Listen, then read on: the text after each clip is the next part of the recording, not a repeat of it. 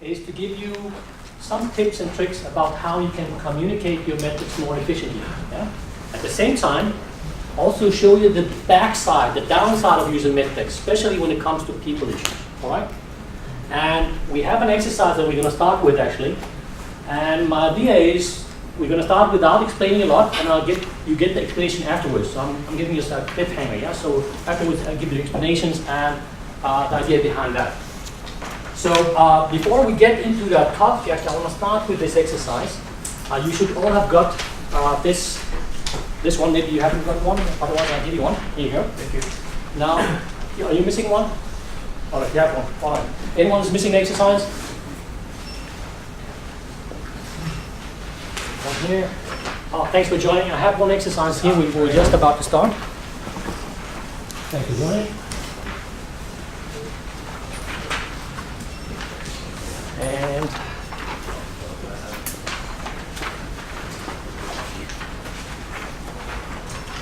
this is for you. Thanks for joining. You.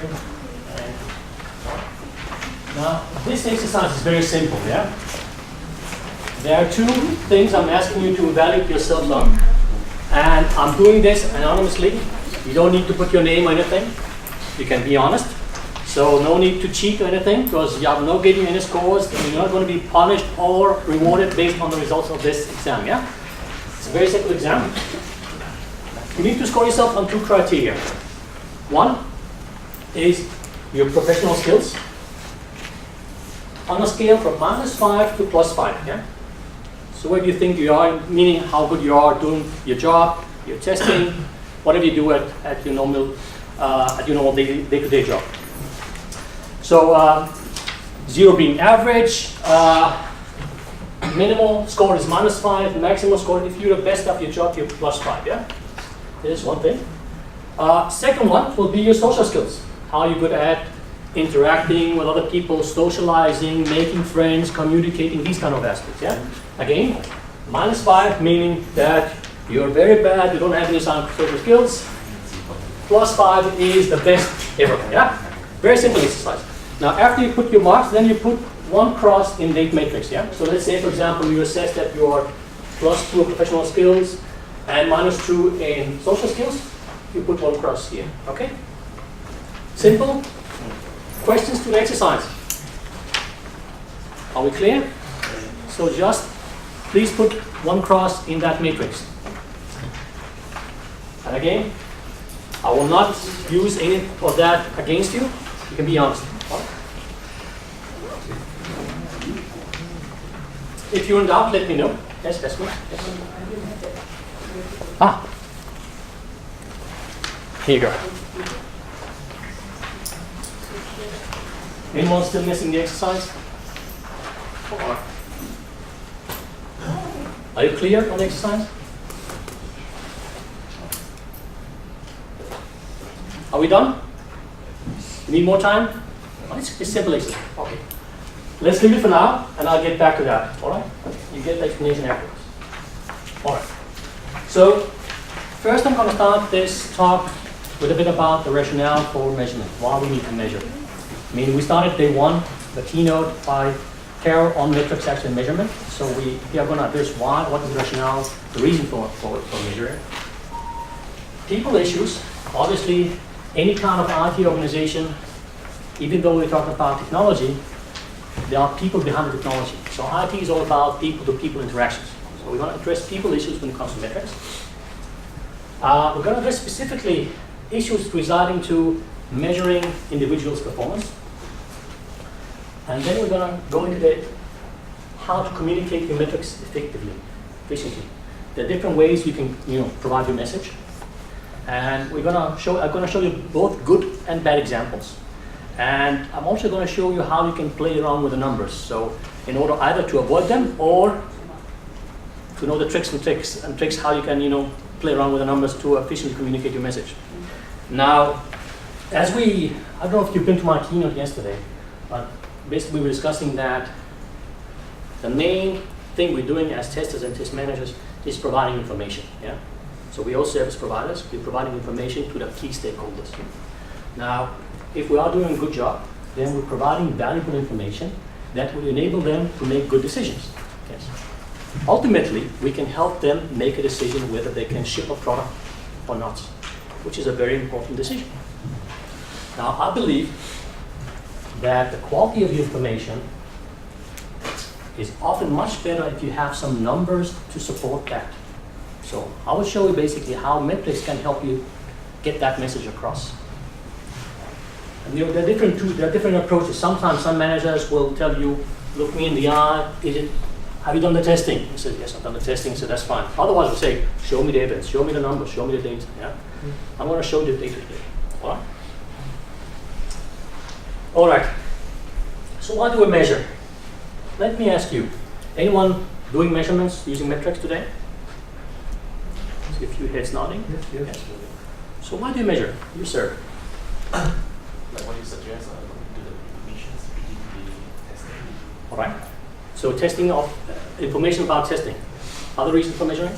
For me, maximum I'm looking at defect management, like defect leakage. Defect leakage. Yeah. And why do you need defect leakage? Just out of curiosity. So like we have SAT. Yeah. So how many percentage of defects leak into UAT and production? So you want to improve the process. So you know how where are things leaking into from one step to another. Yeah. Excellent. Other reason. You also nodding. So you were nodding for? Yeah, I'm taking measurement. Sorry. I'm taking measurement to assist me in making decision. Okay, assist making decision. Excellent. Other views? You, sir? Taking measurements for measuring the quality of the software. Quality. So you're actually getting insight into the quality of the software and you can communicate. Excellent. There are multiple views on those. Typically it falls into those 5 categories. First, we measure to get understanding. Yeah. Sometimes it helps us when looking at, for example, as you mentioned yourself, I found these defects. Why is this happening? I need to look into that. Okay. So I get into understanding of what's happening. Help us to assess. For example, if you've created a plan, you can assess how far ahead you are or how far behind you are according to the plan. Yeah? So you use that to assess. Also use to assess the quality of the product. For example, if you're measuring against quality criteria, you're measuring your reliability, performance, security, functionality, you can assess how good the product is against those criteria. Yeah? Use also to predict. Usually, you can look at, for example, talking about defects, looking at the defect detection rate that we're discussing, the popcorn that we were discussing yesterday with you. Yeah? You can, if it keeps going on like that, how will it evolve into the future? How many defects can we expect to find, for example, after going live? So use that as a measure of prediction. Use also to improve. Yeah, I think there are a few points that we're saying that. Typically use measurement to create some kind of a baseline to understand where you are, and then you repeat the measurement after a certain period of time, and you can see whether you've moved and whether you've moved in the right direction. You know, there's a saying that if you don't know where you are, a map will not help you. You know how it is. You know, as a tourist, you have a map, but where are you on the map? You don't know. Yeah, so you use metrics to create a baseline to identify where you are, and then you can identify actually how to improve against that baseline. Last but not least, use that to communicate. Metrics are very good in depicting, for example, graphically. They're very good in getting your message across to other people. This famous statement by a guy whose name is Tom DeMarco, who said, you cannot, or we cannot control what cannot measure. And the concept behind that, of course, those measurements can help you control the process. Now, I'm not 100% agreeing on that, because the flip is not right. Just because you can measure it doesn't mean that you can control it. Yeah. So get back to that point later. So let me start with an example. I have a team. This is my team. We have 4 testers in my team, and I've been collecting metrics defect data. And you can see I have Mark, Alex, Tim, and Sandra. And what you see here basically are the number of defects found by each tester. Who is the most efficient tester? Mark? Anyone disagree? Or do you need more information? So as per the graph, you can say it's mock, but we can't say that based on this graph, the person is more efficient. Why? Because, for example, let's take up the example of Sting. He is raised to less number of defects, where that defect severity is more. He may raise more complex defects compared to numbers. So let me add you some information. Now I'm also adding the number of hours that each testers have used for the testing. And you have the average, yeah? Defects found per hour. Who's the most efficient?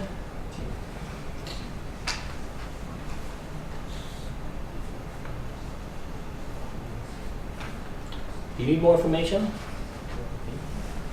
Mark seems to be going good, yeah? What is the problem with this? I think you addressed it very well, Sarah. Now the point is, for example, I'll share you some more information. Tim in my team, he's the one that has the most eye for detail, and typically he's assigned to the most critical part of the system. And he's very systematic. He will typically find the critical defects first and focus on those.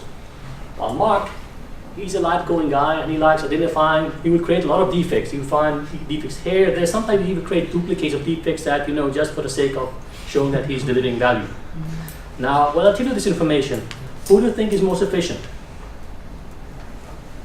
My point is, when you look only at those numbers, you're not seeing the full picture. You're only seeing the numbers there. I'll get back to this as well. I'm now creating the cliffhanger that I'll review with you just in a few slides. Yeah. So, being done, and which services are used on the website.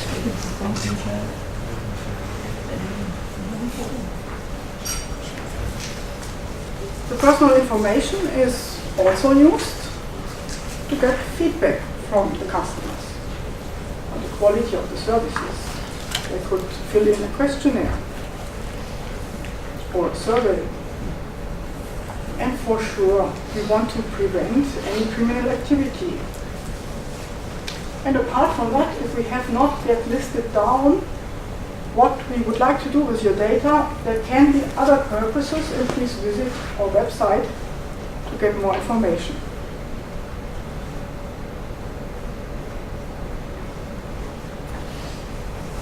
The following section describes how this information they have collected and processes is now shared with others. Because they have a number of trusted partners with whom they work with, and they will have to share personal information with them. As such, are there group companies within the same concern. There are partner airlines and frequent flyers. For sure also banks and payment providers such as credit card processors. If you pay with your card, there is a credit card processor in between. And other service providers and contractors at the local airports.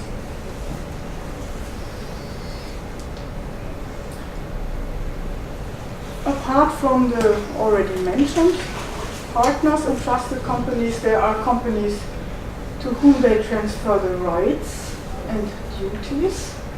So in case there is something that is unpaid, they might transfer the rights of the ARC company to somebody else to collect the debts, for instance. Or also the customs or the immigration departments or any other regulatory authority might be informed.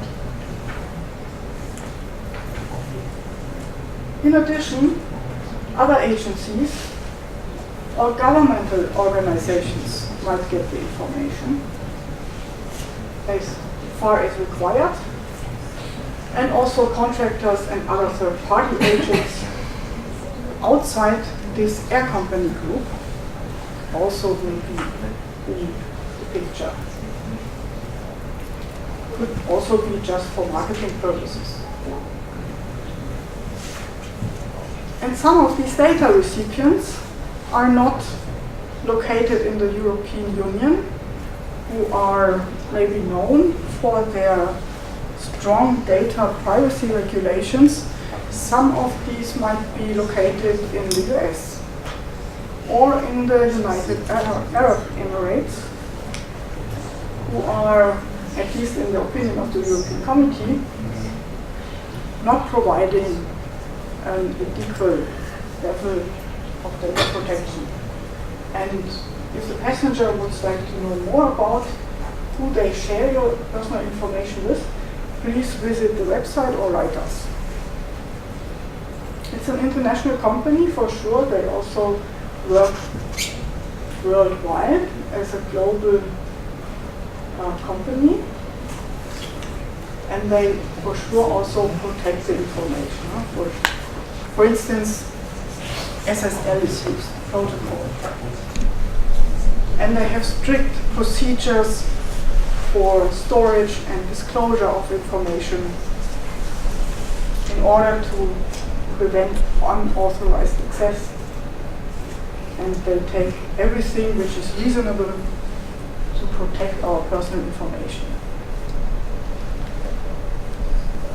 However, as anybody knows, that information which is transferred via email is not secure. So in case of any fraudulent activities, email information could be read. In some countries, you also have the right to access your personal information. So you can ask your data, not the data processor, but the responsible who collects the data, to access your personal information which is held about you. Sometimes it's for free, sometimes you are asked to pay a small fee in order to get that information, as long as it's permitted by the law in that country.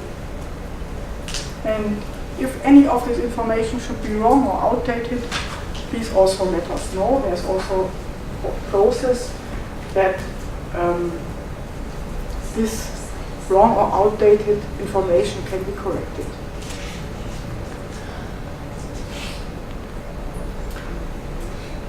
Information has also subject to be outdated. So this paragraph describes how long information is retained. So records are kept as long as required to manage the booking, and also to provide other relevant services. And when it's no longer required, it will be deleted and safely disposed. So this is a living example, I think, where most of us already made the experience without reading all these small texts about data privacy. That is something that could already happen to everybody. So there are some risks about private data which are also associated with test data. And if test data is managed not appropriately, then these risks of data privacy issues could occur. Data privacy is about the personal information, to protect it. This is the main purpose of this session is about. Data security, on the contrary, is about all data. It's not just personal data. It could also be, for instance, any construction plans from an engineering company, which has to do with company information that must not be disclosed. It could also be, if test data is not managed inadequately, that project results are endangered because the data is not there in a timely manner, or it's wrong, or not in the right quality, and then it could also influence the quality of the test execution because test is not performed as expected. You cannot reach your test objective because the data is wrong or not covering the requirements. So that would mean that S data management would also